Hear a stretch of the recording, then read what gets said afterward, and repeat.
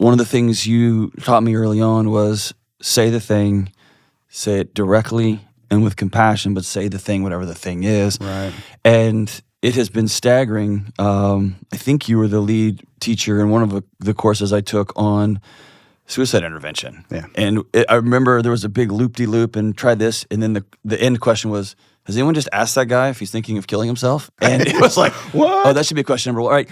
So I've got to a place now where I had the conversation last night.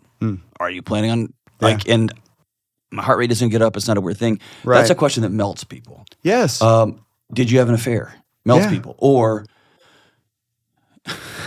you and I have both been in, you've 1,000 times more than I have. Mine was just once or twice, where you're listening to somebody who's really trained in these things, fumbling through it was a dark and stormy night, right? And it's like, your husband was in a wreck and he has died, right? Yeah. And it's like, let's get to that thing. Because the moment somebody opens the door and sees this, they're in fight or flight. They're not hearing anything, right? Right. How do you teach somebody, say the thing?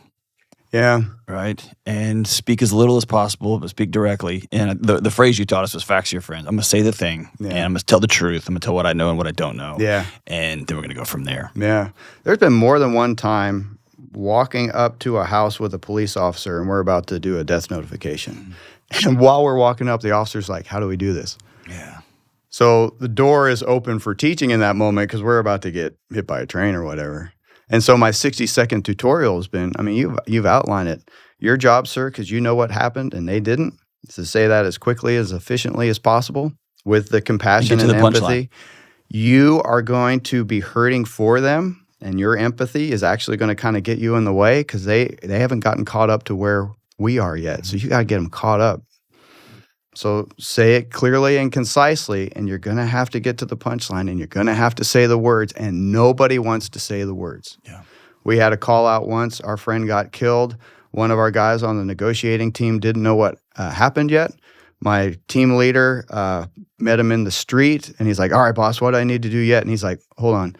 You don't know about Josh yet, do you? He's like, no, what are you talking about? And my friend artfully articulates, I did not want to be the guy to say this. Yeah. I distinctly have been, right before you knock on the door, I'm about to wreck this person's whole life. There's a before and after. I'm about to play that part. And if I wait 30 more seconds to knock on this door, they get to keep their life. I don't want to be that guy. And so there's some coming to terms with, you're the guy, however you want to make sense of that, but you got to be okay with, I'm the guy in this moment, and you need to embrace that. And part of being the guy is I get to say it clearly and concisely, and then I got to punctuate it because they just got their bell rung. Your husband is deceased, whatever that means. And then we wait and see how we can help them as they absorb what we just told them. And some people scream, some people drop to the floor, some people turn around and act like it didn't. Right. This can't be true. Yeah. It's hitting like it's a ping pong. Right. Yeah. And I can't forecast for you what happens next, but we've kind of covered, here's our best that we can give somebody as they are absorbing. My wife almost died, but she didn't. Yeah. My son, daughter is not going to be part of our family. That's a lot. So take it out, like that's a unique context that most people will never experience, or they may go through it once, right? Right. The next layer and the next layer is you find out your friend's wife's having an affair. Yeah. Here's one that impacted me that I didn't catch. My buddy Kevin, he's about 10 years older than me. We were getting off the phone one day. This is probably 10 years ago. And he said, Johnny, I want you to know that I love you. And I started laughing. I was like, nope, we're not doing that, right? Silly feelings. Yeah. You can take your feelings and cool. But as I reflected on it, I realized how few people in the world tell me that. Right. How even fewer people I tell that. Yep. And my dad was a homicide detective raised by a World War II vet who was raised by a dad who died at 10, right? It's not a part of how we do things. My father was an aerospace engineer. Same. It's same. And when I would get home from college and park my car, the next morning my dad was out getting the oil changed. And he was saying I love you with all of his actions. Right. Right? Behavior is communication. There you go, yeah. That's what we say here, behavior is language. Like, what's he telling you? Yeah.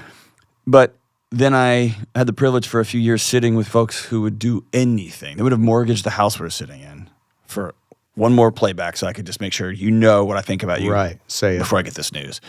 And so talk to the single mom, talk to the dad, like the tough guy dad who just wants to be a better dad. Like there is power in saying the thing, whatever the thing is, right? No and kidding. getting to the point. Right. Get to the point. Yeah. And so we've been hammering away at, life-changing, horrible point. So I'm glad we're kind of pivoting to life-changing, positive stuff. Yeah.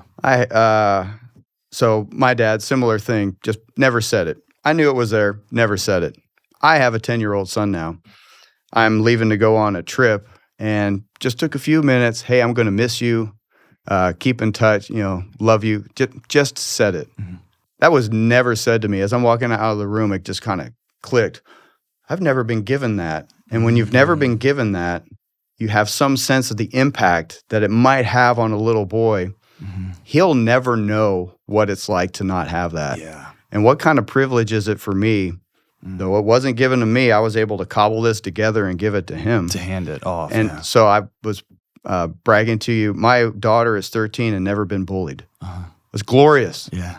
My son has been given a gift that I was never given. So hopefully people who have never been given it can see the value of it. Right. And then they can make the leap to, giving this to somebody else. Even though I never had it and I got to work through my pain, giving it to somebody else might be good for them and might start me on my healing too. That's right. Well, and I have to walk through telling my young son, I remember after a lecture in grad school about the nerve endings in the face and how touching the human face has a reset on your nervous system, right? So I immediately extrapolated that, like, I'm going to start touching my son on his face and telling him I love him. And it was this moment of I would do that and I would feel awkward and weird. Dude. Because I don't have a model for it. I don't have a picture for it. Right. And then I would feel ashamed that I felt weird that I just did a thing that I should be able to do. Right. And so then the tendency I have is to never do that again. Right. I don't want to feel awkward. Because it feels bad. Right. And then it's like, no. When it comes to being a dad, especially in the modern era, right? It's like, no, you will go do hard things. Right. True. For me, the hardest thing isn't lifting weights and going to MMA practice. The hardest thing is looking at my son, who now we're eye to eye, and still holding his face and saying, I love you.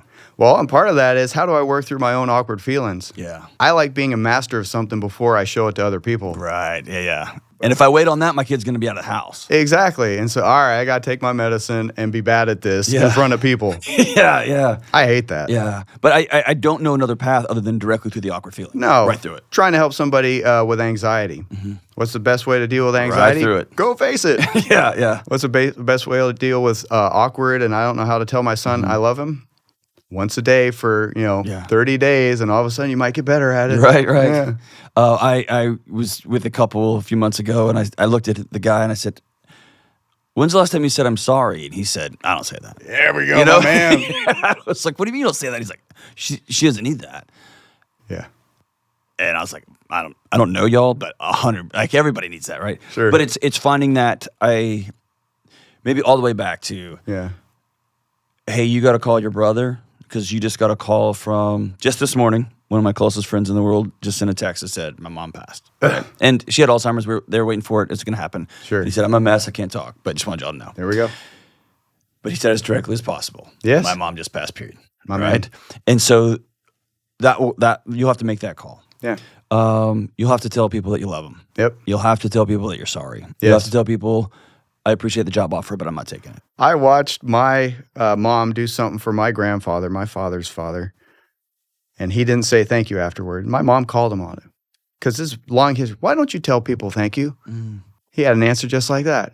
The thank you's implied, and I watched my mom correct him. Yeah. So anyway. Yeah. But also the reverse, when I was leaving Texas to move to Nashville, and as you know, as a Texan, they train you that like Al-Qaeda's waiting at the Arkansas border. If you leave Texas, it's all coming down. Right. And I remember I asked my dad, who was 70, to meet me in a coffee shop, like outside Abilene, about 2 hours away. Yeah. And it was just a quick, I just need you to know you did a good job with us. That was the first time I ever seen my dad get choked up. Nice. But it was it took me 2 hours to get the courage to say something that I believe with all my heart. Right. Right. And it's you can say the thing. Right. Say it. put a period at the end of it. That's right. And it's very hard to not want the response you're looking for. That's the ego part. I can't control the outcome here. I'm going to do the next right thing. I'm going to do my part. I'm going to sleep at night. Yeah. And I'm going to be a better person because I did what was in front of me to do. It's really hard not to be tied to the outcome. But as a crisis counselor, hostage negotiator, whatever, I love the metaphor from an FBI guy, Vince D'Alfonso. You can tell people and teach people how to land the plane, but they got to land the plane. Yeah. So I tell my dad I love him. I've never done that before. And he's like, you're a sissy, and walks off. Right. That's on him, buddy.